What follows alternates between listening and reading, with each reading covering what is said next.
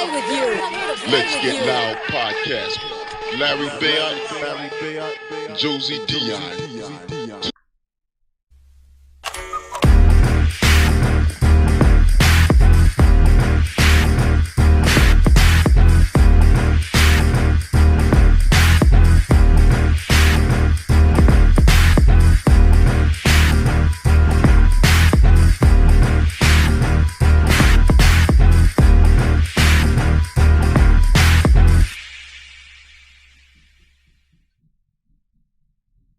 Yo, man, Aaliyah, let me tell you something. I ate McDonald's. I don't eat junk food. Larry, I ate A&W last night. Oh my God. Yo, what the hell? We can't eat like this anymore. Oh, we gotta get our shit together, Larry. What the hell is going on? Telling nobody things like this. It's shameful. Oh my God, what'd you have at A&W? Couple of grown ass people. Larry, I had chicken fingers. Yo, hey everybody! Yo, let me tell you something. Welcome back to Let's Get Loud, and welcome to the Bubble Guts show. Aaliyah and me have not made good choices last night with eating. So, Aaliyah, what did you eat at A&W last night? I had chicken fingers, Larry, and fries. But I did it right. Listen. I got the hot mustard sauce, and then I added Nando sauce to it. You got to get the combination, sauce combination right. And it tastes, so at least when you do it wrong, you do it right. Yeah, you know what I'm saying? Because that sounds like it tastes good, at least. It tastes real good. It was. I have only some regrets. And the thing that gets me is I have all regrets for what I ate last night. Well, what did you get from McDonald's? Oh my God, they got this spicy chicken sandwich, which they're doing too much with their spicy chicken sandwich. They're doing too much. They came late to the spicy chicken wars, and then they said, you know what, let's switch up our style and let's create this whole new. It's not like what the chicken sandwich used to taste like anyway. But and I don't even eat that crap.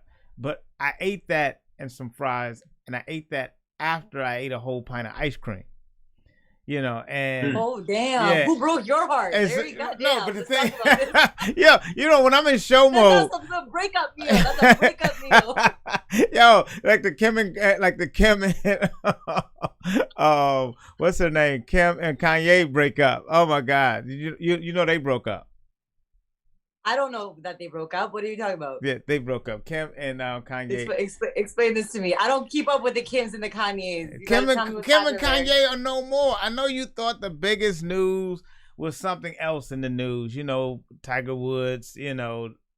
Crashing his car. Did you hear about that one?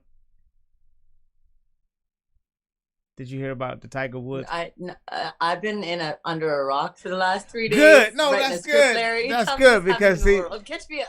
The biggest thing that's going on in the world right now to me is Kim and Kanye are no more. That's not the biggest news. Fuck them. But what I'm saying is that like they're no more, and it's funny. Why did they break up? Well, because Kanye. They were so equally crazy and good for each other. Right, but see, I knew when Kim got a lawyer. Decided to become a lawyer. I said, okay, she's studying for something. She want to know all the angles of how to keep her money. And so now she no longer is with him. They've both been seen without their wedding ring. See, Kanye was kind of crazy. I mean, I don't know. Maybe he was. What do you think, Chris? I mean, he's always been pretty nuts. Okay. Kind of. But not in like a bad way, not like in like a murderer kind of way. That he said kind of crazy. Show me an example of what you feeling is a Kanye kind of crazy type of way. I want you to tell me what you're saying, Chris. Because I think that he was just expressing himself. Let's see if I can find a fair balance in him to see if he actually is kind of crazy. Everybody's trying to I get how much you sold. I like how he just had proof of crazy on hand, Chris. Are you connecting? Picasso is dead. Steve Jobs is dead. Walt Disney is dead. Name somebody living that you can name in the same breath as them. Don't tell me about being likable. We got 100 years. Come on. You ain't got the answers. I'm asking you. You a ain't been. All right. All right. So maybe that were old in a relationship. Maybe, I don't know. Maybe in a relationship that would. That's pretty crazy. Yeah. I would say that's up from kinda. Would that wear thin with you in a relationship? How long could you put up with that? Listen, I like my men quiet, so. I like my man handsome and quiet, so I don't know about that. I don't know about all that. She's a trooper. All right, well, who do we have here today with us today? Speaking of quiet men. Oh, we got a couple of special guests. We got Rob Millward from the famous Laugh House in Philly. Yeah. And we got our hilarious comedian, Mark Gregory, as always, joining us today as well. Give it up. Our resident comedian. We always got to keep a resident comedian or two on staff or whatever like that. But let me tell you something about Rod. And you know this too, Mark. I started out in Philly doing comedy. And I started out with this man right here, Rod Millward, at the Laugh House in Philly. This man knows talent. This man, he can spot.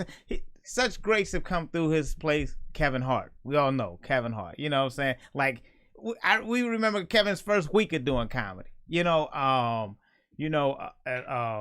Ray Gordon, Tommy Too Smooth, Keith Robinson. There's a lot of people that came out of Philly. Dave Temple, Derek Gaines, Chris. Let me see who else? Jay Okerson. And he's from Philly? Yeah, he's from the Philly area. Kurt Metzger. Rod, give me some more people that came through your doors. Chris Cotton. Don't forget Chris. Can't forget Chris Cotton. Rest in peace, Chris Cotton. Spank Naeem, that's right. Those with the Plastic Cup Boys with Kevin Hart. Yes. Okay, so now. And then we have had a few people.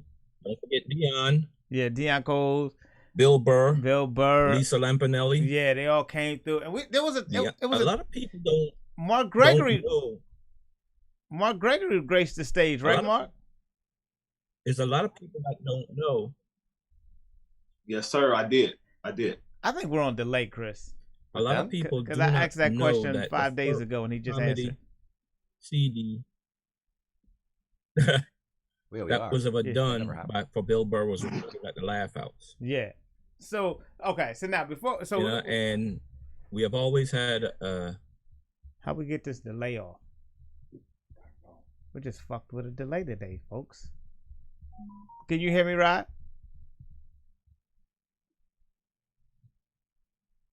Yeah, I got you. Okay. Man. Yeah, it's like but you're frozen on the screen. That never I can happens. hear you. It's like a 30-second delay, and Chris is working on it right now. I don't know if it'll be fixed by the end of the show. We're real choppy online. But yeah, Larry, I think it's all that McDonald's that's delaying your ass. Yeah, it's that McDonald's in the gut and everything. Yo, yeah, that's what it is. It's that McDonald's. That shit slows down everything. Yeah, well, Chris is gonna work on it while I talk to you guys. Oh. But the thing is that it's so funny that maybe it's these articles that we load up. Can y'all see me? Am I moving or not moving? Am I moving? It's coming through kind of weird. Yeah, but you moving all robot like, Larry. Yeah. Oh yeah, I'm bringing the 70s back. That pink ooze meat you ate, man. I don't know what, Mark. I don't know what that was. See how the rest of us out here surviving? You should have got the chicken fingers.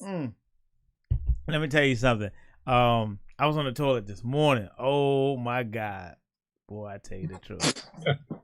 Really, this is what you gonna talk about while we delayed? Hey, Aaliyah, you see him trying to be fancy, drinking water out of a wine glass. You see him being fancy, he's trying to make up for that McDonald's. Exactly. You know what I mean? You're like, I'm back. And he got the wine fingers too. The pinky up. The pinky up. Oh man, 10 signs of regret. Oh my God! When I tell you, I said I'm just gonna flush my whole system all day today. Matter of fact, shit. Let's go.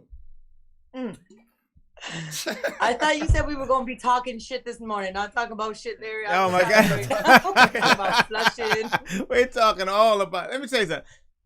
It was the worst. It was the best of times. It was the worst of times because it felt like I'm up late at night and I'm working on stuff. And next thing you know, I was like, oh man, I gotta eat something. And I ate the pasta earlier that day, so you know I had the pasta with the cheese and everything. Then I ate the ice cream. Then I ate the McDonald's. Yeah, the body was like, no, there's no nutritional value in what you gave me. You know what?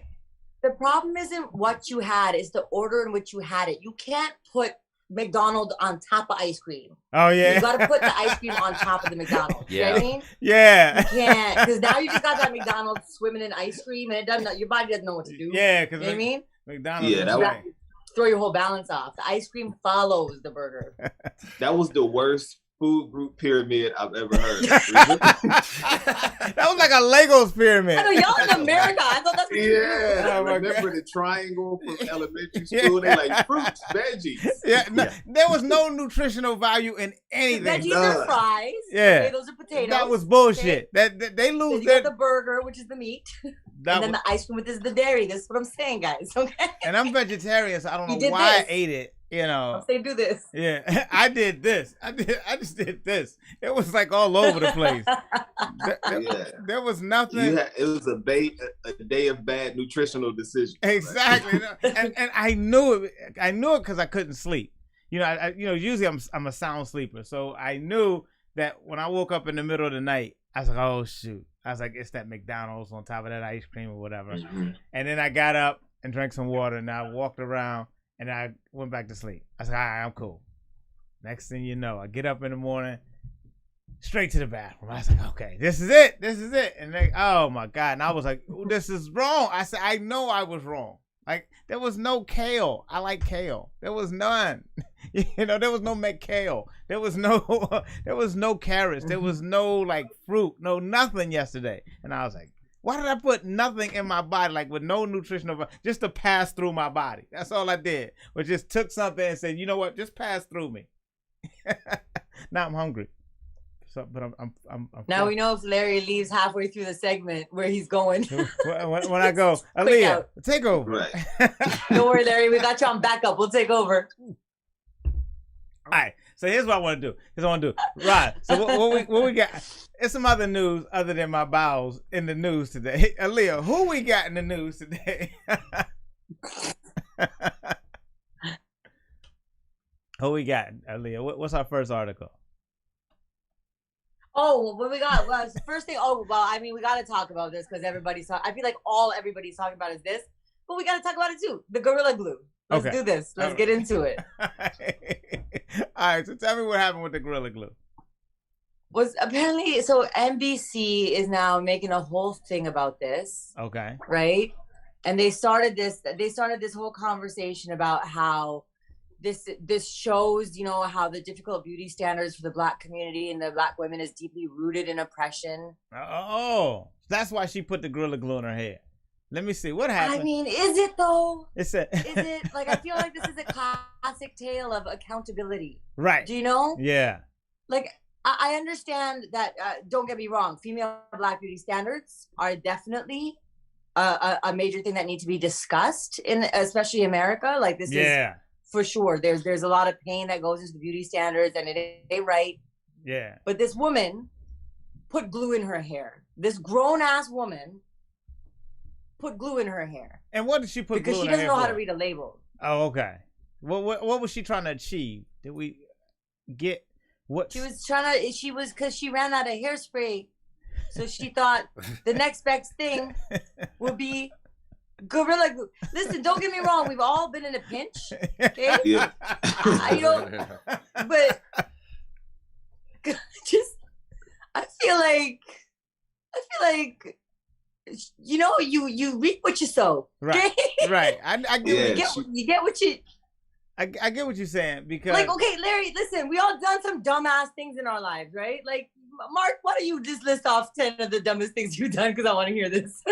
Hey, listen, I could list 20, and they would not eclipse what this young lady did. But here's the thing: not only have other people been jumping in on the Gorilla Glue, they're trying to get in on this money. But let me tell you what I'm doing. It's too late for Gorilla Glue. I have put Nair in my hair, okay? And I'm suing them because I lost my hairline. Okay, my hairline is gone. I have a plan.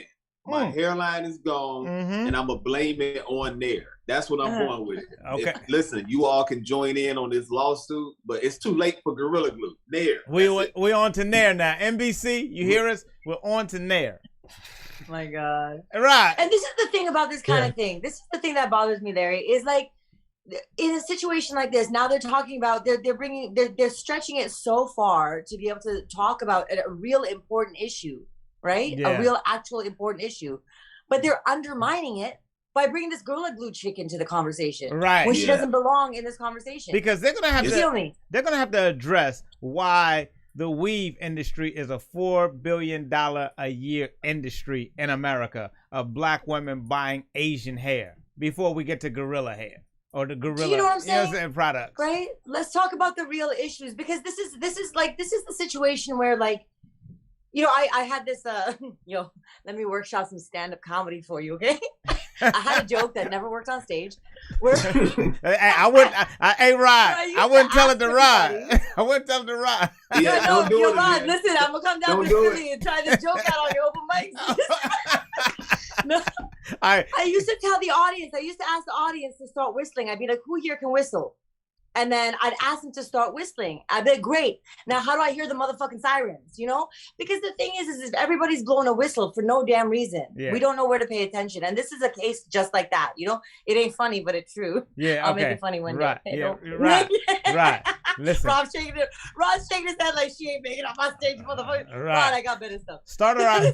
Rod, start her out with hosting.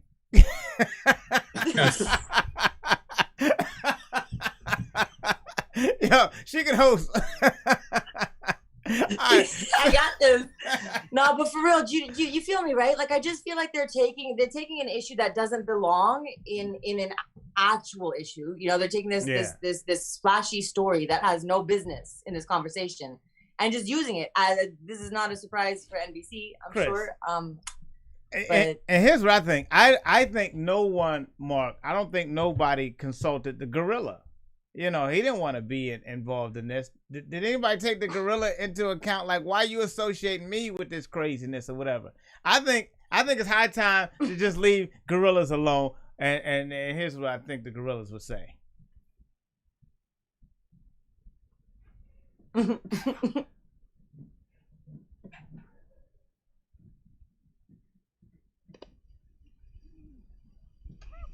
Okay. Just leave me alone. Gorillas don't want to be bothered. Right. But gorillas. You know,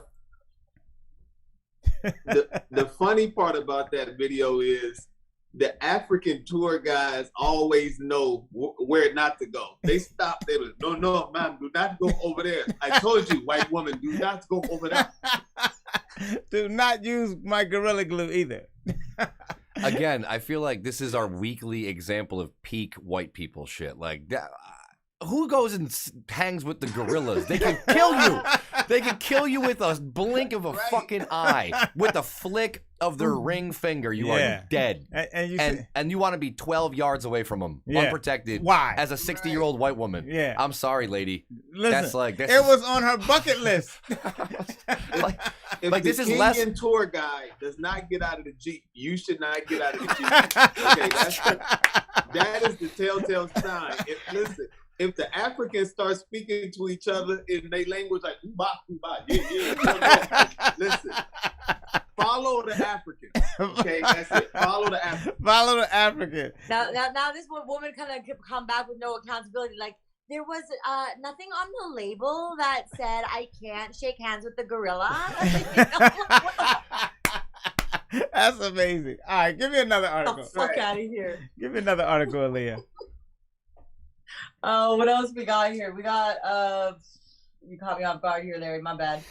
Oh my God. Okay, so Victoria's Secret, after getting a lot of backlash a couple years ago about how they're not inclusive, you know, for sizing up women, you know, they're not including women of different sizes, they decided to launch this new plus size models. Oh.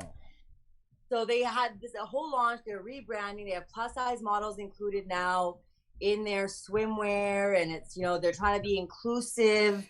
The only thing is that they don't actually have plus size models. So they got almost plus size. Let me see a picture. And they were like, good enough. We don't want any more. Oh, there's a video. Let's see what they said. I was gonna send us to Instagram though. Let's see if I want to see their video. This video is hilarious because I got a lot to say about this video. Watch closely. I want you to pay attention to how much coverage you get on the plus size models. Okay, sure. And you're saying that they're not being fair to plus size models. They're not representing them here because that's not plus size, is it? Yo, you gotta check this out because I thought it was so laughable. Like, and this wasn't actually commented on in the article, but wait, okay, this is Victoria's Secret video? Yeah. Mm-hmm.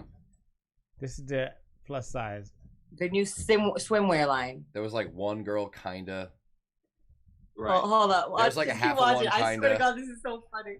I've gotten almost a full second of plus size. That's it. Right. If you blink, they show her face later. They're like, hide the body.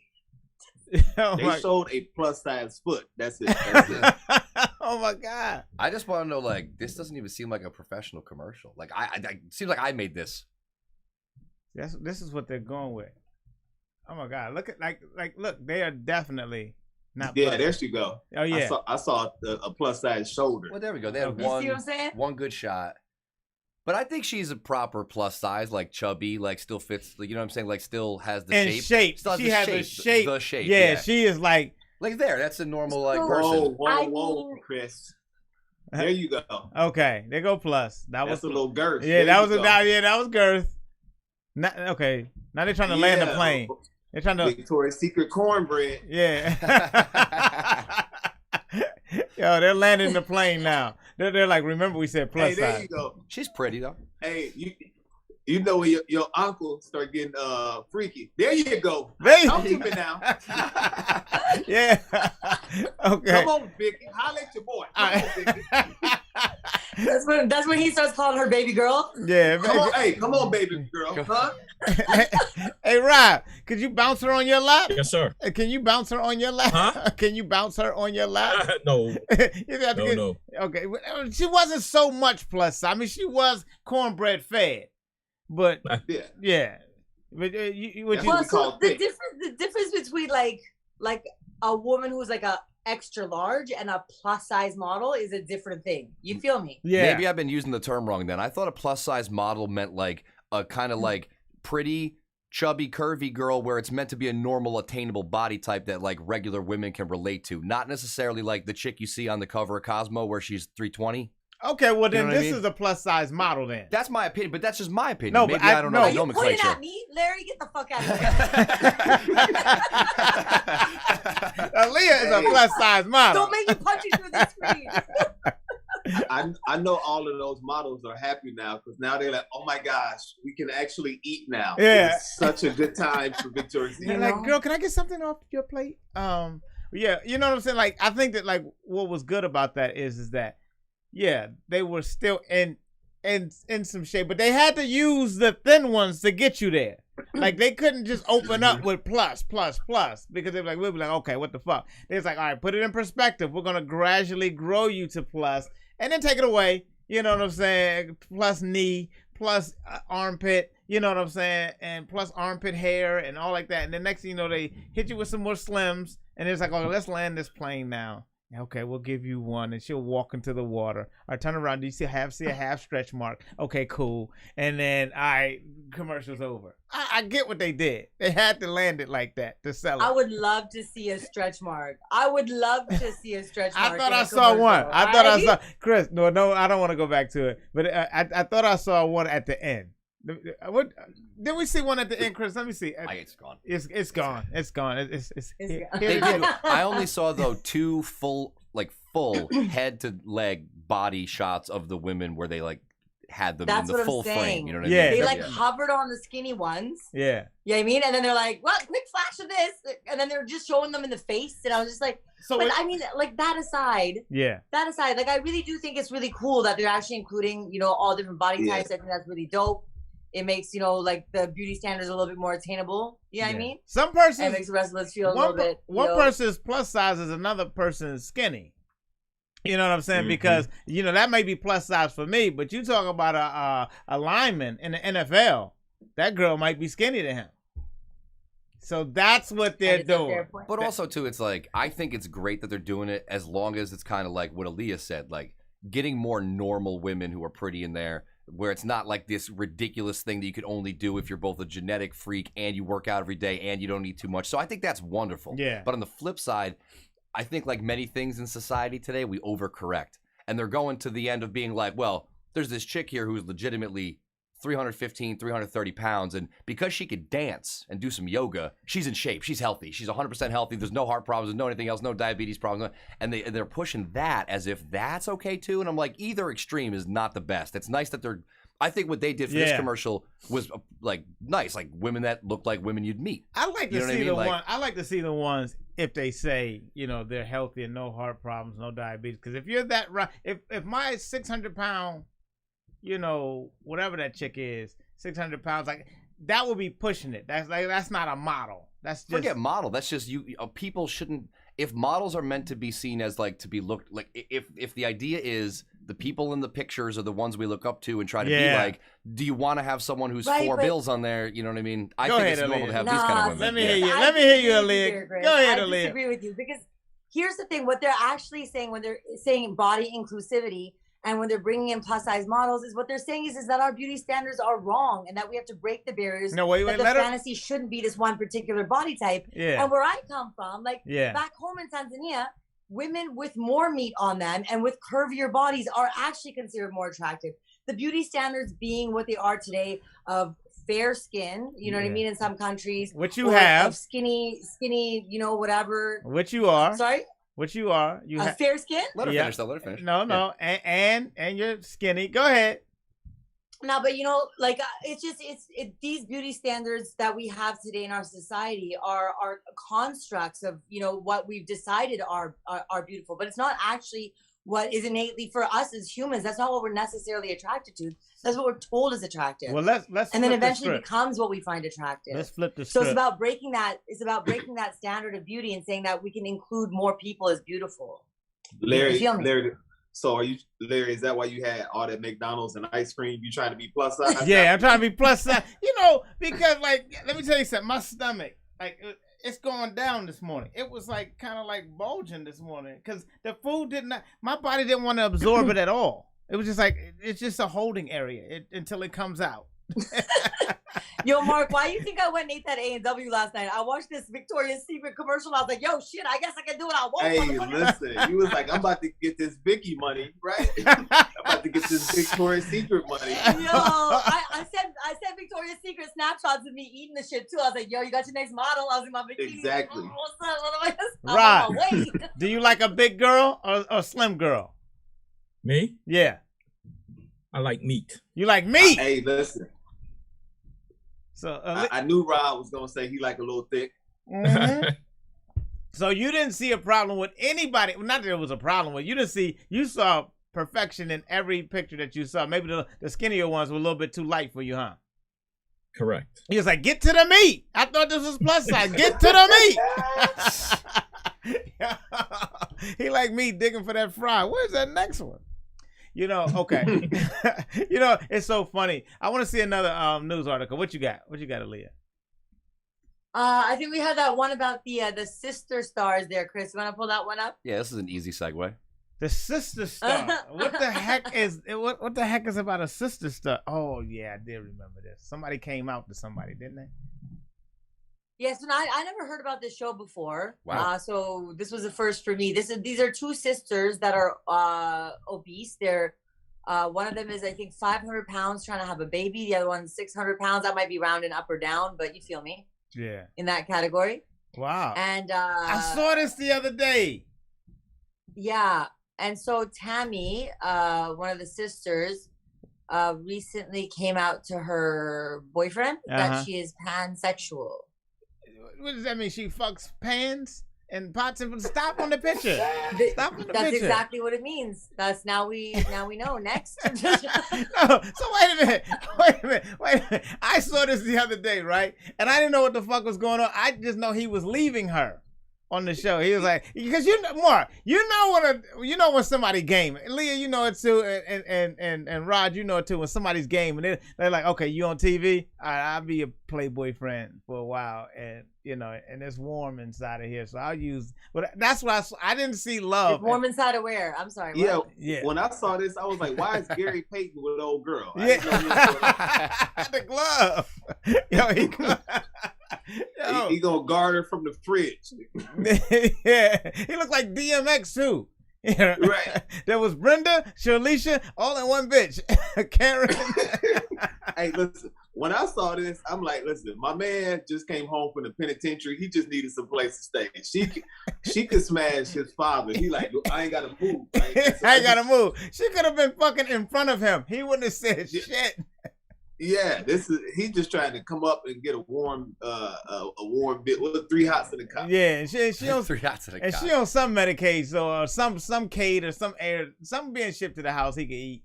You know what I'm saying? She's on stamps or something. I guarantee you. And she getting this TLC money too.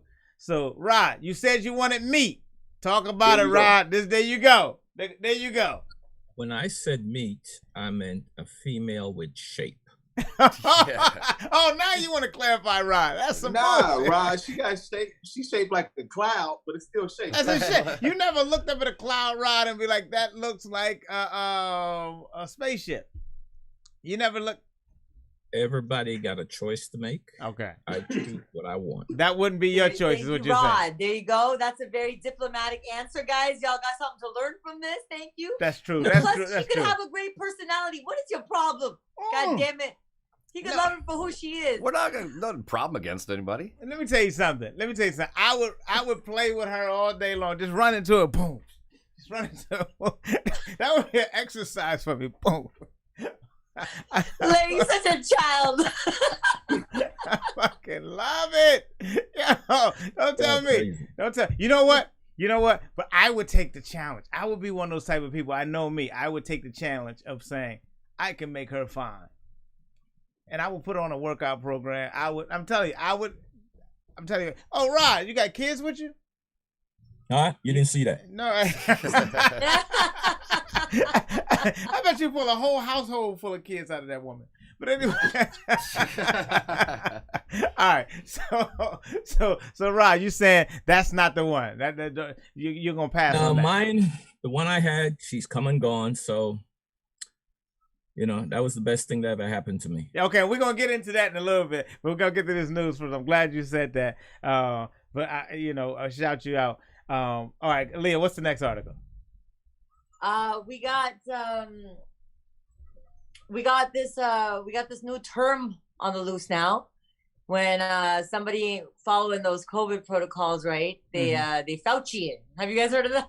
Oh yeah. So it's like if somebody disses you because you don't want to put a mask on, and if you don't put a mask on, or if you don't take a test proper, or if you ain't following all the protocols, people call you out. You got Fauci. Ooh. And you just got Fauci. You got yo, Mark. A girl, you try to talk to a girl and you don't put on your mask and she walk away from you. You got Fauci, son. Hey, but here's the thing, guys. We will do whatever it takes to get what we want. I'll wear 2 masks. What's up? But you want me to wear 2 masks? I'll put a mask on my balls. Is that what it takes? What do I gotta do? I get mine the fast way, the ski mask way. I like it. I'll put a mask on. And I don't know if it's interesting like enough to be like taking advice like from Dr. Fauci, like we got Fauci'd or whatever like that, because I mean, Aaliyah, what do you think about this whole thing? Before I tell you what I think, what do you think about it? I'm jealous. Yeah. I wish I had like a name that people would just you can't deal with the man. You just got a lead. I mean, like what happened? Be like you were boring, so you got a lead. Remember when you got scored on in the NFL and you got Moss? You got Randy Moss. People would say, "Oh, you got Moss, or you got yeah, you got House, or some shit like that." But now you got Fauci. I feel like it's a diss to putting something on something like a Moss or getting housed or whatever like that, because Fauci ain't sports related. We all know what happened when Fauci threw out the first pitch. Show him what happened. What happened when Fauci threw out the first pitch? You don't. This is what, to me, being Fauci mean. That mean you fucked up. You Fauci'd your own self. Go ahead. Let me. Means you fucked up by picking him in the first place. Yeah. Good feel for tonight. And now one of the more well-known Washington National fans. You don't deserve Fauci. You don't fucking. He had COVID. That's what that means. He had COVID. No, but that actually is very symbolic. You know what I mean? If you think about it, it's like your balls ain't coming in the right direction. You got Fauci. It missed its mark. You got Fauci. Exactly. I put him back. The catcher should have made him go back up there and do that again. That was horrible. Like you weren't even in the strike zone. Like, come on, dude. Come on, what sport were you playing? That's my only thing. Like, forget strike zone. I think he threw it out of bounds. Cricket. Yeah. He could have at least done an underhand throw. You know what I mean? Like, come on. Yeah. No, you know what? Let me show you who he should have taken lessons from. He should have taken lessons from this person right here, how to throw a baseball. This one right here is, I think that he didn't spend enough time in sports. He spent too much time in his lab, with his lab coat on or whatever. But if he wanted to throw, he had the strength of Montgomery Burns. Didn't he look weak like Montgomery Burns from The Simpsons? Yeah. Yeah. He should learn from this person right here. Oh, she looked like she about to kill it. Yeah, let's go with this. Let's go with this. Hey, I gotta rewind it. Rewind that thing right there. It loaded funny. That's so funny. Get it load for 2 seconds. What? Yeah. You know, as soon as she bounced it off her arm like that, it's fucking over. You know that, player. Yo, you got nunned. Oh! Straight change Come up, on. homie. Come on, homie. Straight up change up on him. Come on. Don't tell me. You think you earned a name and you can't even. That's a sports related thing. Getting your named. You know what I'm saying? Like Fauci. Did you see she waved off the first two signals? She was like, she's like, nah, wait for that splitter. Yeah, exactly. So that's not what God wants from me today. Yeah. God does not want me to throw this fastball. He wants me to throw the breaking ball. Exactly. So moral of the story is trust faith over Fauci. Yo, Rod, Yes, sir. You know talent. If you had to pick between one of those two, who would you pick? The nun. Oh, exactly. And you like big girls too. Caught you. That's why. Because you like yours thick. Under them blankets. Exactly. Look like she has some curves under that robe. Yeah, Rod was checking that out. Come on. He said, I said curves. That's one thing I like. He said you like some meat and a good left hand. Yeah, he's like, I got something else to bounce off your arm. That's the devil, Rod. That's the devil. Stop thinking those things, Rod. All right. Aaliyah, what else you got? No, I gotta say though, I really do like that Fauci excuse. I'm gonna be a little sad when this whole coronavirus thing comes to an end. I can't use that as an excuse to tell people to, you know what I mean? Get out my. I'll be like, yo, well, don't approach me. I ain't into this. Aaliyah's still gonna be on COVID restrictions just for her own personal. Do you know what I mean? Be 2025. I'll be like, sorry, COVID. Like Aaliyah, the world keep is your fine. distance. Yo, that's sad. All right, go ahead. Give me another. I think I lived through it. I still got trauma left over. I just can't. I can't. It's just. So there was this last article that we were checking out about Coca-Cola's new anti-racism training. Oh. Now I got a lot to say about this. Okay. Tell me what it's about. Tell me what it's about first. So there's this woman. Okay, you know the writer of White Fragility? What's her name? No. Somebody? I don't know. Help me out. Okay, the white woman that wrote about White Fragility. A white woman. She's got this, she's got this workshop, this anti-racism training that she's making millions off of doing for different corporations, and Coca-Cola hired her. Okay. Or, her people. I don't know who's running the workshop. Okay. and they were doing anti-racism training. And then there was apparently some whistleblower in the Coca-Cola, employees that ratted them out and started talking about what exactly was told. Okay. During the training sessions. Okay, let me see what the article could say. Let me pull up the article a little bit. Coca-Cola forces employees to be complete online training, telling them to try to be less white. Roll it up. Let me see the picture. This is it. Now the thing is right, the right woman there. that's reporting on this, I am a white man, has come back guilty. and she says that the training Okay. itself is racist. Oh. Because there's things that are listed on here. For example, to be less white is to be less oppressive, be less arrogant, be less certain, be less defensive, be less arrogant, be more humble. Right listen, here. Believe, break with apathy, break with white solidarity. Now, whether you agree with this or not, the woman that is covering this story in this particular article, the irony of what she's trying to say is that she's accusing the woman who is doing this training of trying to ride off of racism to earn $1. Okay, well let's you know see. What I mean? I agree. Okay, now I tend to say because I'm a hustler. I like a good hustle when I see a good hustle. I want to see if this passes the hustle test. If this reporter is saying she's hustling the system, I like a good hustle. Let's put it through the hustle test. But the woman, let's put it to the hustle test. Let's put it to the hustle the woman test. who's saying this is also a white woman. Okay. And I'm like, oh, so you just riding off of the other woman who's riding off of racism. You hustling off the hustle. But she ain't making money though. This one, the whistleblower not making money. You know what I'm saying? Hustling off the hustle. Hustling off the hustle, like you taking out the side door, and then you just call people out on the inside. Get the fuck out of here. I wonder if the whistleblower got paid from the reporter's company. That's a whole other possibility. Because that's a side bet at the crap. Mark, you've been doing a couple dice games. You saw the side bet. I bet he 5'8". I bet he 5'8". You know what I'm saying? Like, the hustle was down here with the whole program, but somebody with the trying 6'8". Yeah, with the 6'8". You know what I'm saying? But I'm like, listen, let's see what we got now. Be less oppressive. To be less white is Rod. I don't understand this one right here, Rod. Here's why I don't understand this one. Every white person ain't oppressive.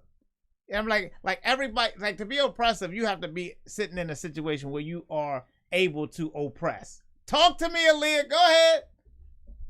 I agree with this. I gotta say, I think that there's rightness in this, and the thing is if it's wrong, I don't think that the white people that feel that this is not accurate should take offense to it. I think they should. Why not? Because they're trying to Hold on. We said why. Well, you said why. Well, wait, slow down. Here's a question. Here's an answer. Because I think that they're trying to, over the long term, because language is extremely useful tool, and he who controls the language kind of controls the paradigm of your thinking. If they're trying to conflate terms like arrogance, oppressiveness, offensiveness, lack of humility, if they're trying to conflate those terms with white people or whiteness, as they're trying to say, as they're trying to create this thing of whiteness as what does that say about me? Then to me, what it says is you're trying to, over time, take a bunch of negative connotations and conflate them with a race directly, and not even in a veiled kind of way. So I just really, that's where I think that it comes from. Like what they did with black people? No, but hold up. Yeah, but that wasn't right. That wasn't right to do though back then. Leah, that was 100 years ago. It wasn't right to do. Leah, but here's what you got to understand, Leah. First of all, they put my two top qualities. My top quality, they listed it twice. Be less arrogant, be less arrogant. You know what I'm saying? Yeah, be less arrogant, be less certain, be less defensive, be less arrogant. I've been telling you, Larry. How many times? Larry, be less white. But I'm trying to tell Larry, you. be less white. But let me tell you something. Here's what I think. I think that if you tell a white person to be less arrogant, you got to tell everybody on this planet to be less arrogant. And we got a lot of arrogant people in all these races. So right there, that alone, like, You got to tell me to stop. You got to tell some rappers to stop. You got to tell some spokesmodels to stop. You got to tell some actors to stop. You got to, and all these different races, be less arrogant. Oh, these are good ideas. These are all good principles. I think that's good principle for everybody. Like if we're gonna take this not as a hustle, because I'm still leaning on the fence that I like her hustle, but I'm just saying if we're gonna take it not as a hustle, but I think this is a lesson for everybody, because there are a lot of women, whether they're black, Puerto Rican, or white or whatever, they can say that their man is oppressive to them. There's a lot of men that can say that their woman is oppressive to them. Like that dude that was in that picture with the white woman, the big white woman, the black dude, he looked like if anybody was going to be oppressive, she was going to be oppressive. If she got on top, that was going to be oppressive. And she needs to... That ain't even right. That ain't even right. But I'm just saying, we're taking a... Go ahead, Mark. If they want this course to work, it will be best to have Samuel L. Jackson cussing at these people, saying, "Be less oppressive, mother." Say what again? Say what again? Be less oppressive. What am I doing? Say what one more time. Do Marcellus Wallace look like a bitch? Why you oppressing him like a bitch? No, be less defensive. Fuck you on that one. You see what I'm saying? Everybody's defensive. You know what? Hey, go ahead. For me, listen, I understand some of the root of where this is coming from, but for me, what I don't understand is how you gonna hire a bunch of white people to teach you how to be less racist? Like, you know what I mean? Like, it's just like, no. We're not going to listen to the people of color, though. We're not going. I don't know if I want to listen to another race first. Like, I think that like if let's turn the tables. Let's say to be less black, somebody say, or to be less of a whatever, like people, because what we're saying is that in this scenario that your whiteness is wrong. So I'm saying let's flip it.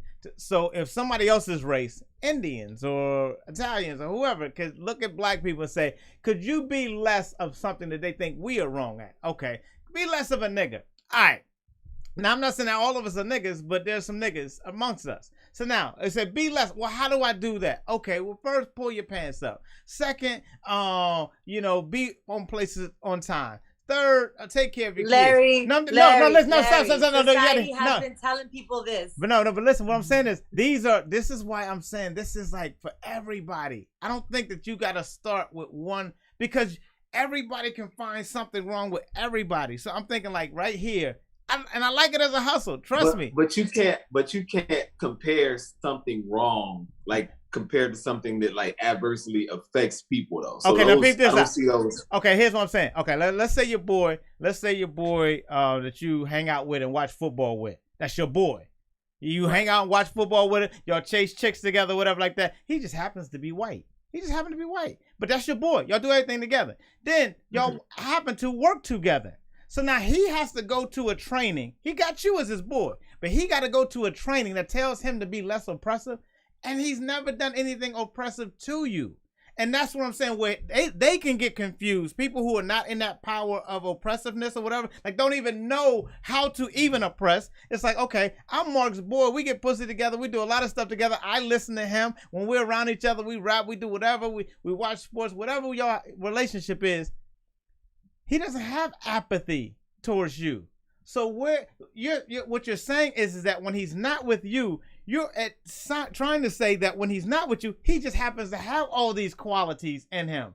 But that's not saying that. No, because I mean, when I had a day job, I sat through a sexual harassment training. Yeah. And I wasn't, but I never sexually harassed. To me, it's like if the shoe fits, wear it, right? But why you got to go to that then? Because I hated going to those things. I hated working a 9 to 5. Because you like sexually harassing, Larry. We get it. Okay. So why I gotta go? That ain't for me.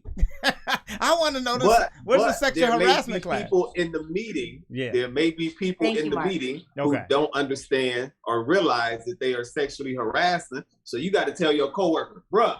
Remember when you grab Karen's booty in the break room? That's sexual harassment, right? Because they may not understand that they harass. So what you're saying? Okay, go ahead. I have a question though. It's like, to me, regardless of what they do in the training, just the fact that they'll set up something called anti-racism training and then target it only at white people is fundamentally a flawed way of doing things. Because racism isn't it's omnidirectional. It's not unilateral. Like it doesn't go from one A to B. But there's been like white supremacy is a thing, right? Yeah. Like Chris, if I know that you are not. But wait a minute. Yeah. So if he is not, like Aaliyah is saying, I like that she said that. I know that he is not, and I can vouch that he is not because I've known him over a year or two, and we've However, been now. But does he have to go to that course? Grown up in a society where that exists. Where? Right? Where? Just like how Victoria's Secret is coming out with this whole plus size model thing because we're breaking those beauty standards that we have been taught and inherently believe now. Yeah. Even though it doesn't make any sense that we're only attracted to this one type of person, we've been taught that growing up our whole lives that this is what attractive means.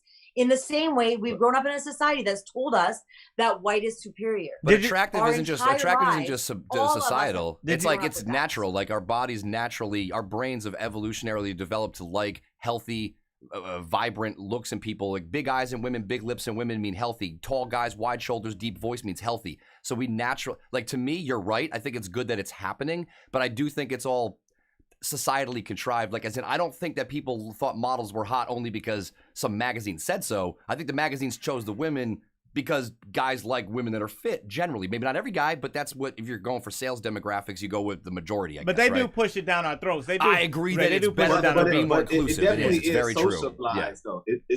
It's socialized because remember, Aaliyah said in her country that it's kind of the opposite. It's more or less the thicker women which are attractive. That's what she mad at. That's what she mad at. I don't think it's about like diversity. I think she still got a chip on her shoulder from her country. I guess it's an America thing too. Them big bitches like get all the dick. No, but listen. Here's what I'm wondering, Aaliyah.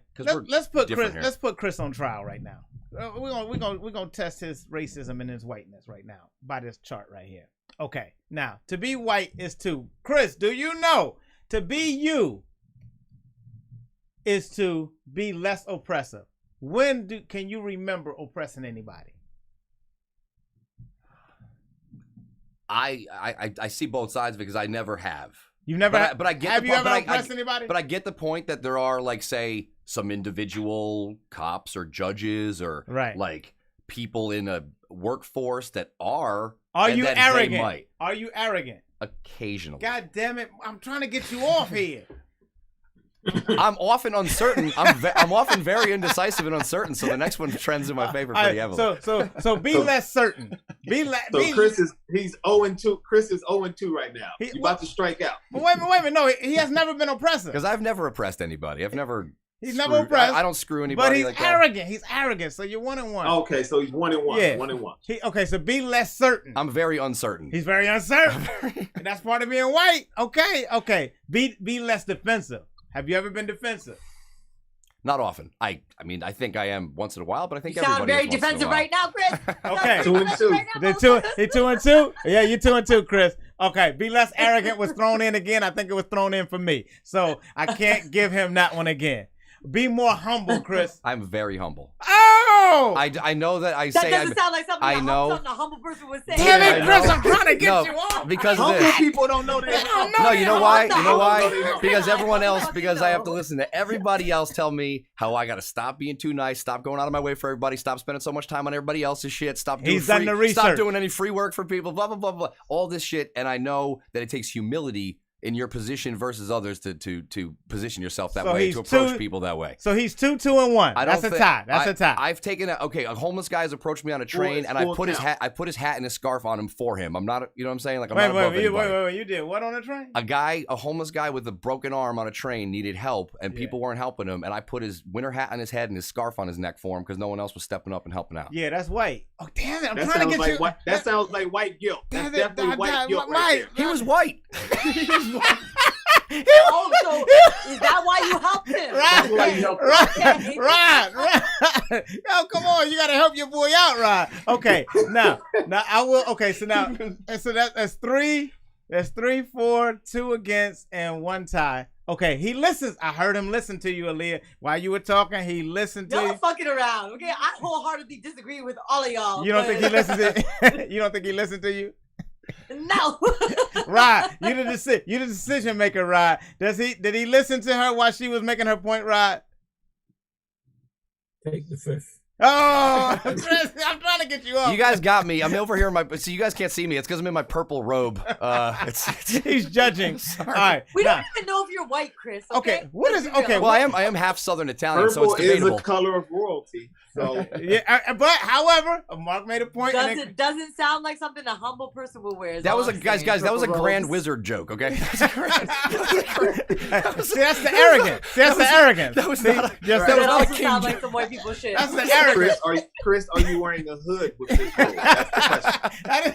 Does this robe come with a hood? The hood doesn't provide enough visibility to effectively produce. That is the arrogance. Ladies and gentlemen, I just want to say we've addressed that a point. That's the arrogance of him. While he's on trial, he still feels like he can crack a racist joke. That's just arrogance. That's not racism. All right, go. Okay, now believe. It says to be less white is to believe. Believe what, Aaliyah? Talk to me. This is your trial. To believe people when they say it. Like right now, believe me when I say that this shit is legit, all right? Chris. Because we are, you guys don't, here's the thing, yeah? Okay. It doesn't mean that you are necessarily actively oppressive all the time, but you have to be cognizant of the fact that you have grown up in a society that has taught you that you are able to be in a position where you can oppress people and get away with it. Okay. As a white person, you grew up in a society that gave you permission to not only do that, but allow those kinds of activities to take place around you and think that it was okay. What about poor white? What do they want you to do, though? There is real need for us to be open-minded and not so defensive in listening to this and understanding that they are trying to completely dismantle a system in which that we've all been brought up. We're all under this influence. And the only way that we're going to be able to actually make moves is if we all accept this kind of dialogue and look within instead of trying to point fingers and say,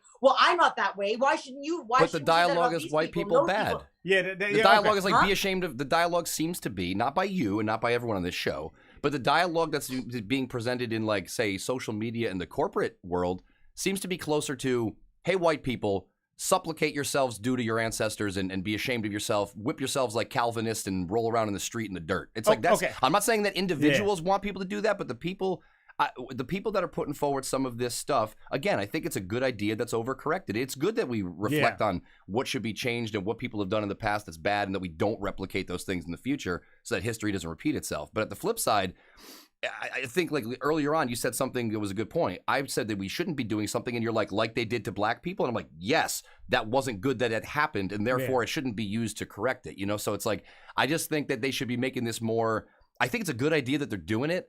I just think they need to make it a little more omnidirectional so that it's kind of inclusive of everybody, not just kind of demonizing white people, because I think when you're talking about people like us, it doesn't make a difference. We could have a nice dialectic intellectually, people that respect each other, we're friendly. But when you talk about children, when you kind of plant that seed in a 7-year-old's mind that your people are good and your people are bad, and again, you're right, that did happen to black folks for a period in the country that wasn't good.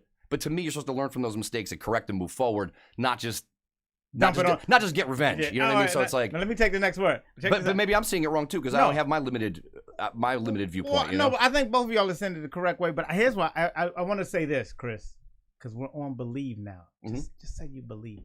You gotta say you believe. I do. Okay, good enough. Because the score is 4-3. No, I agree. I agree. You have to. People have to believe more people's experiences. We just have to tie the score. Fuck what we believe. We just have to fucking tie the score. I love how Chris actually made some really good points and actually had something interesting to say. And then Larry's like, "We just need a point, though. We just need a point. We just need to get to the punchline, Chris. Get to the punchline." I'm like, listen, we need to believe her. Listen, it's 4-4. All right, it's 4-4-1. No, let me not say that. No, but Chris, you make some valid points. I really do. I agree with you about this, the overcorrecting, and I don't think that we're gonna get anywhere with white guilt, except for, like, you know, maybe every now and then we might be able to, I don't know, like, scoot ahead of lineup at a grocery store, which I will take full advantage of, absolutely. But aside from that, like, I feel power to you. White guilt is not going to serve us. I don't think that accusatory behavior is necessarily the way to go.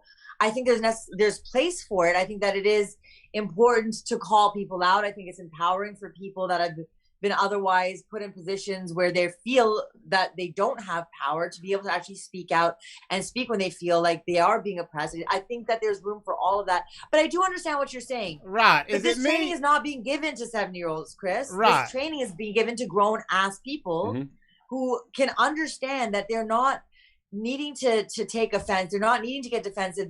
What they need to do is they need to actually listen and look within. And if you look within and you say, I've never oppressed anybody, great. Yeah. Congratulations. But I think what's the problem then? Okay, wait. I get what you're saying. I don't want y'all to think that we're gonna like solve this today. Like it's not gonna be solved today. Are. No, it's not. No, but hold on. Here's what I mean. Here's what I mean. Okay, right. You don't hire white people, right?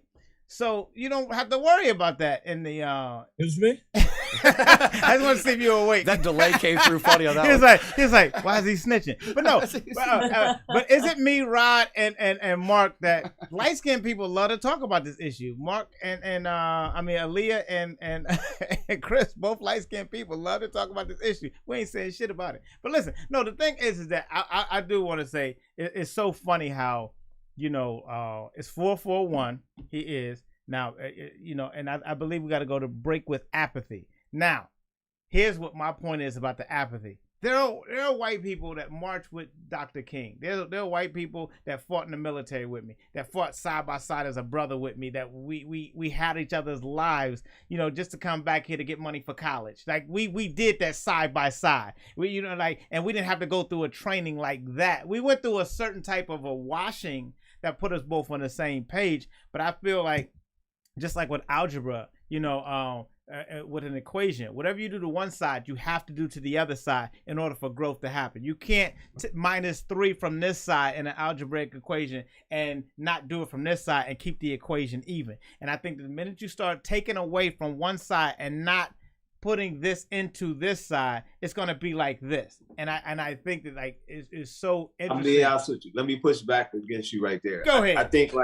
because so if you have the oppressed and the oppressor, so let's look at it. So if define who's the oppressor. In the context that we're using, Black people are the oppressed. Let's be honest. Okay.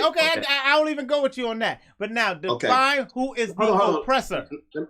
The context that we're using is Black versus white, right? We could talk about a lot of races, but in America, that's the dominant construct. So you're saying the white? No, wait. There's another. No. We got it. But I'm asking him: are we defining all white as the oppressor? No, not all. But Larry, okay, now so wait. No. Let me finish. Stop. Let me finish. I'm just trying to get the definition. Go ahead. You can't deconstruct someone's rebuttal as they're talking. I cheat. I like to cheat. Come on, I'm a Patriots fan. Fuck you, I'm a Patriots fan. I knew they were deflating them balls. Right, but this is what I'm saying though. Like the algebraic equation sounded good in theory, but to me that's like saying like the wolf and the sheep have to go to the same training when it's not. No, the wolf is the aggressor and the sheep is the hunted. No, the sheep should not have to go to a class. Yes, they should. They should have to go to the gym. They should have to go to the gym and be like, let me fight these motherfuckers. Well, genetically, they're not. That'll solve racism. Fist fights at work. Fight back, right? I just think you know why I say that? Because like I say, like if I worked at the same place as Chris, and I would feel offended personally if we worked at the same place, though I would not want to go to that motherfucking meeting anyway. I would feel offended if they told him he has to go to another class that I don't have to go to because he is something. Knowing what I know about Chris, me personally, but to me, like on whichever end it falls on, if you are going to the meeting, I think it's all about recognizing that there is, even though I know that he's not that way. Yeah. I think either way we look at it, I look at it like this though, right? Chris is not, right? But I think like it kind of lessens the potency of our argument when it's always us saying this is what happens to us, right? Because at that point, right? It kind of sounds like there they go complaining. Right, there they go again. So I do think it is incumbent upon like people of the group to speak to the people from that group. Because like you said, yes, white people did march in the civil rights movement, because I think like at some point, like we can only do so much, right? And it definitely adds a certain element of validity when it is people from that group speaking to the group, because no matter how much information we have, like it's certain points that they could speak to, right? Yeah. That they will pick up. Right. Before you take, you got to go pee? Rod sleep. Yeah. Rod about to go get some pussy. Where you going, Rod? I'll be right back. Oh my God. I'm about to get... No, but listen, no. Okay, hurry up and come back, because listen, I'm coming to you because I want to know, as a business owner, would you ever put a training like this in? Would you ever institute this training? Like, you own a business, and would you ever do this on any level? Would you require any white person that works for you? Because I think it should be given to the CEOs of the company. If anything else, I think that this type of training should be given to CEOs, people who are and managers. I think the managers and CEOs should get this training. I don't think the average employee that's on your same level should be getting this training, when it's like, come on, a lot of these people, like I always say, some of these people are Walmart white. Where are their oppression at? Where that person who's my friend that's Walmart white, where is him oppressing me at? Because either he's below me, and I'm talking about financially, or in a position, not as a human being, but is either below me or not in that position where he could even oppress me. So I would advocate, why is he having to go to a meeting that I don't have to go to? What are y'all talking about in there? Because I would think then they'd be talking about me. And I'd be like, what the fuck are y'all saying? Because if it isn't a situation where he is in a position, now the CEO could. I believe the CEO should be everything on this goddamn list. I think the CEO. Can I say something? Go ahead. Now, I've listened to y'all for a minute. Go ahead. And one thing I'm going to say, as being in the situation that I was in, employing people and guiding people's careers, I didn't look at it as being black or white. I look at it as, did you do a good job? Are you funny? Can I trust you to work for me? That's the difference.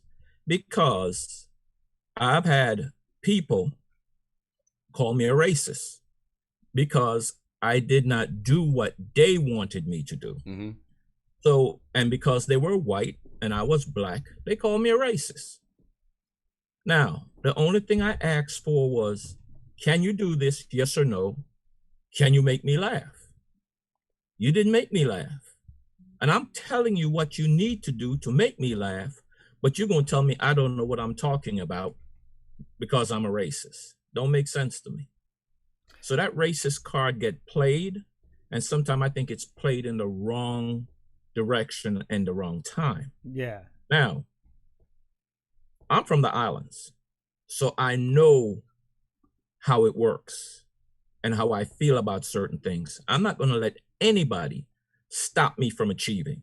I don't give a darn who you are. If I believe in what I want to do, I'm going to get it done some way, somehow.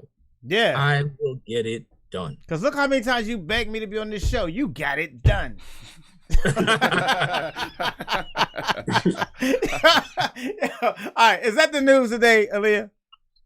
That's the news today. Okay, good. Because I want to transition into Rod right now. I think he has a good perspective. I like his old school outlook, which is not one that filters. It's like, I have a goal. Yeah. I have my own tastes. Yeah. And I'm the one holding the pen here. So he set the terms, and they were fair terms. And I think I don't like when people use labels like that as a cudgel to hit you over the head when it's, yes. He just didn't like their work, and then they presume it's about their races. It's unhealthy thinking, no matter what race you are, the one saying it. Exactly. I don't want, look at this video right here. I don't want people to try to train people to be something that they're not. And this is lying. This is, no, actually, you know what? That was supposed to come after. This one's supposed to be, where's the one after? Dog and cat. Yeah. Okay. I don't want people to like try to train somebody to be something that they're not. you know, and I think that these people went to the school of, you know, with the same type of training to be something that they're not. Let me hit me with that or whatever. And then Rod, then we're gonna talk about your business, setting up the Laugh Factory or whatever like that. But I just want to. This is my last note on this one right here. And then I want to know where the Laugh Factory is going from here, from now to the future, or whatever. Because you know, Laugh House. It's so funny. I played both of them, but that started at the Laugh House. But you're right. Laugh House. Okay. See, this is all that McDonald's fucking you up. Yeah. See, this is somebody being something that he's not right here. Look at this right here. You see, the cat attacked the dog. The cat attacked the dog. See, I don't want to see that. I don't want to see that from my white people. I don't want. All right, come back to it. All right. So Rod, talk to me. Let me know your journey with the Laugh House. I know it, but I'm asking you to say it as if I don't know it, you know, and then I'll get into some specifics with you. But I want you to tell me about the Laugh House. The Laugh House was on South Street. This was our workout gym, our dojo of comedy for all the people that we mentioned. A lot of people came through. So Rod, take it away. Talk to me about the Laugh Factory, then, present, and future. Where we going with this? You know what? The next time you say Laugh Factory, I'm gonna hang up. Laugh House. I'm sorry. You're right. This is how Rod would treat me. This is how Rod would treat me too. Like I would come down to the Laugh House, and Rod, talking about trust. Rod trusted me from the first time he saw. I never him and Mona, may she rest in heaven, trusted me from the giddy up, and I never had a problem getting on that stage. And I always had fun with him, but I know he would hang up on me, and so I'm not gonna say laugh. I'm gonna say Laugh House. House. The house. It's like when you play both of them, you're like, oh, whatever. But the thing is that what was it like during those times down on South Street, and what did we create? A lot of people do not understand how the Laugh House got created, and I was dear. Somebody challenged me that I couldn't do something. Now, I'm the type of guy that don't challenge me, because guess what? I will learn to do it. Yeah. Example was, I know how to play the saxophone. I don't know how to play the keyboard, but I wanted to join this band. The only thing they were looking for was a keyboard player. And I had a month to learn how to play the keyboard. So I bought a book and taught myself how to play so I could join the band. I thought you were going to say you dropped them both and created the Laugh House. Go ahead. No. So I've always had people who challenge me. That's how I came into the Laugh House. I was told that it could not work. Okay. It would not happen to survive because nobody else could do it. So I sat there and I watched how the operations went, and then I said, okay, I'll do it. And I did. Now, did this start off? It started off at David Brenner's, right? I came in right when David Brenner's was still there. Okay. David Brenner's Laugh House. Yeah. Because a lot of people don't know it was a Funny Bone, then it was a Catch a Rising Star. Yes. It was David Brenner's Laugh House, and then the name got changed to the Laugh House. Rod, were you a comedian, or what got you into the comedy scene from music? Somebody challenged me. I'm just a musician, okay? I like that. The way I learned music was you had to listen to understand. So I brought that to comedy, meaning I didn't want to see the person on the stage. I wanted to hear them. So by listening to them, if they can make me laugh without me seeing them, then I would get up from my seat and I go look at them to see who the person is, what they're doing, and how they're performing. And let me tell you where his seat was. Let me tell you where his seat was. His seat was right beside a poker machine. One of those video poker at the bar. At the bar in the other room. And Roger, you come in and be like, hey, Mr. Rod, how you doing tonight? Yeah, you're going up. Go. Leave me alone. And he's like, doing it, and he's hitting it, whatever, like that. And the next thing you know, he comes in and be like, yo, that was funny or whatever. Go ahead, Rod. So I would tell the person, you're funny. Come see me when you're finished. So they would come to me and I said, why are you doing this? They would explain to me why they want to do comedy and all that stuff. I said, tell you what I'm going to do for you. I'm going to let you host. Man, I got 20, 30 minutes. I said, stop. Yep. You might have 20, 30 minutes, but you don't know how to put your show together. Okay? Yeah. You have to structure your show so people can understand. You're all over the floor. I heard you. Yeah. So this is what you're going to do for me. I want you to host a few shows. You get up on the stage, you introduce yourself, you get to know the people. Who's here from Jersey? Who's here from Philly? Who's here from out of town? Blah, blah, blah. It's your first time at the Laugh House. You talk to people. You don't talk at them. And that's the mistake a lot of comedians make. You don't bring people into your room. It's like sitting in your living room. You want them to come sit with you and understand. So you befriend them, you talk to them, make them feel comfortable. Then after doing that, you get off a stage, you bring up the first person. Because you're not the carrier of the show as the host. It's the feature and the headliner. They carry the show. So as the host, you got 10 minutes. Use it wisely and then get off a stage. The next person come up is the headliner. 5 minutes. Introduce him, read his credits, get off a stage.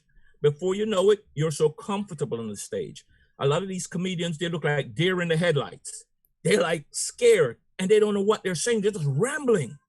And it's more like, yo, calm down. They're trying to squeeze 20 minutes into 10 or 20 minutes into 5. It can't work. Right. If you only got 5 minutes on stage, pick 2 or 3 jokes, get it and get off. Yeah. Because if they funny, guess what? You will be recognized. Right. So I feel like it's like talking to a woman. So you're like, there you go. Go ahead. Like you can't. Like I feel like it's a little bit like talking to a woman. You can't go in there with like, okay, I'm gonna say all this, and then I'm gonna say that, and then I'm gonna say that. Yeah. And oh wait, time's running out, and I didn't get to say everything I wanted to say. Let me squeeze it all in as fast as possible. It's like you're not gonna fuck. This is the Let's Get Loud School of Comedy. Do you want to fucking tell jokes? The one thing I dislike was they used to tell me, "Come watch me." Because I'm funny. Yeah, nah. I don't have to watch you to tell funny. Right. I can judge in 20 seconds if I want to see you or not. 20 seconds. Yeah. And I learned that from doing music because they used to tell us at Universal, if you can't impress me within the first 20 seconds, you're done. You're done. You're done. And that's comedy. And that's and I would say that, you know, coming back to the East Coast, I was doing it out in LA, having a great time. I've had a great time in many clubs, but coming back to the East Coast, that's what you learn. Boom, that first 20 seconds, you must like me now. And and once I established that, and once Mark established that, I've seen Aaliyah do it. Once we establish that, it's like boom, because you can't go nowhere. Talk to me, Mark. Yeah, I definitely agree, man. Now, you know, unfortunately, it really just is the it factor. You know, some people don't have it. They start off with the deficiency in their set, or my fault, not deficiency, but with the deficit, and it's hard to play catch up. You know, because you feel it, the crowd is not rocking with you, and so I agree 100%. You know, I think the most important part is to connect with people, right? Because if you have connected with them, and you are a mediocre comic, you will do much better than a strong comic than someone who has not connected. So yeah, the connectivity piece is extreme. But I did want to ask Rob this question. You know, like clubs in Canada, they pay the host more and have more time, right? So the focus is on the host as well as the headliner. But in America, you know, the host position is kind of like the least funny person. That's kind of just like a throwaway spot. What's your take on that? Well, what I use the host position for is to groom people, get them acclimated. Now you got to understand. A lot of people don't understand. At the Laugh House, a feature has to do 35 minutes. Headliner do 45. Now look at this. The hosts get 10 minutes up front, 5 minutes in between the middle, the feature and the host, and another 5 minutes at the end. That's 20 minutes. Oh, okay. Okay? They don't look at that. You just got 20 minutes on stage. And if you keep doing that and keep improving it, guess what's going to happen? You're going to get a spot. I'm going to say, look, I got this show headlining by X, Y, and Z. Come on down. I'm going to give you 15 minutes on stage. So now you're going to get on stage and do a guest spot with a major headliner on stage. You hold your own at that stage. I'm going to say to you, I need you to prepare at least 30 minutes for me. 30 minutes of comedy so I can give you a feature spot. That's how it works. And I when I came through the Laugh House, after leaving the Laugh House, I've always been good. Like, and that's just a testament to anybody's ever seen me. I came through that training And I pride myself on that, just being good every single time, because it's the same thing. You don't know who's listening somewhere else that'll get up and come in or whatever like that. And that's what Rod and put into us. And that's why a lot of people, I was so proud of when Kevin hit. And all the comics that came out, not just Kevin, Ray, all these Tommy Too Smooth, all these people, Naeem, Spank, all these people. I'm proud of all of us, Jay Metzger, Jay Okerson, Kurt Metzger, everybody who came through there. I'm so proud because we all hit, and we all hit coming through that club right there. What's coming in the future for you guys? Well, a lot of people don't know that we have a TV show running right now, 7 days a week. And with the 6 day a week show is more like the regular stand-up. The Sunday show is a show we created called Welcome to the Fellowship. It's a Christian comedy show. Okay. You have to be a church person to even get on the stage. You just can't do clean comedy. Yeah. You gotta have a church background. Yeah. So that's a market that I've been playing with, and it's turning out pretty good. During the week, I created something called the Fresh Faces of Comedy, where we bring people who might not have that star factor yet, but give them a platform to perform on television so they can be seen and they can hone their skills. Where can they find you? Where can they find it? Can't hear you. Where can they find it? They can look at www.utstv,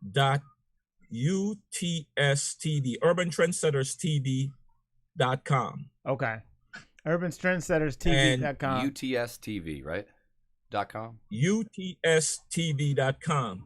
You also can find it in Roku and Fire Stick. Okay.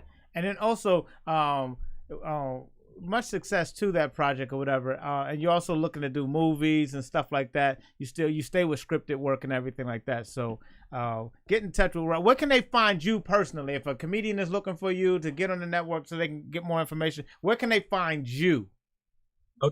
Okay. They can email me at Rod Millward at thelaughhouse.com. Rod Millward, 2 L's. RODMILLWOOD at the Laugh House, THELAFF house.com. Okay, good. And that's our show today. And I want to thank you for coming in. And this last clip right here, I put up here with the Lions. This is what it was like when you were at the Laugh House training to be a comedian. And I just want to give Rod his shout out because he sent us out there as warriors, and I believe that we keep the torch alive. Rod has come and seen me do shows at casinos and stuff like that. He's traveled to King of Prussia and everything, and saw me. And I felt good having him see me rock in front of so many people. So let me show you what Rod does, and we can get on out of here. Aaliyah, I think when you get with Rod, this is what your training is going to be like. And hopefully it won't be this slow, but it's going to be just like this. It's going to be just like this. This is going to be Rod. Creeping in, just slowly coming on in. He's leaving his computer poker.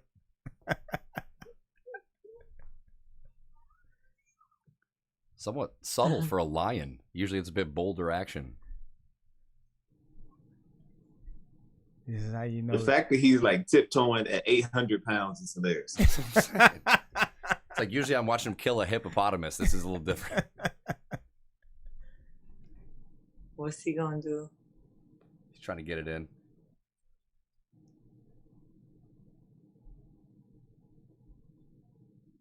And they didn't slow this. He's really creeping like that, huh? Yeah, I was wondering if this was our network that was failing or. All that? He fucking bites her ass? All that? Crazy.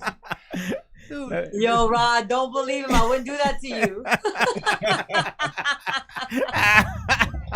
Yeah, this lion definitely needs the sexual harassment training. Yo, that is our show. I want to thank y'all for coming out, hanging out with us. He's getting pulled into HR, Larry. Hey, hey, Simba, we just need to talk to you. Sharon talked to us, and she said she was taking a nap in the break room. Larry. Yes. Aaliyah, Mark, send me your information. We're taking a 15-city tour out. Nice. Please. 15 city tour. You're going to see me. 15 city tour. I'm going to be with Mark Gregory. 15. I'm going to be with Aaliyah Kanani. Let me tell you something. This tour right here, 15 cities. Let's do it. All right. Fire. All right, take it easy. All right, peace. Cheers, guys. Now I'm here to play with you. Let's Get Loud podcast. Larry Beyah, Josie, Dion. Yeah. You know, if I host that show, it's gonna be fire.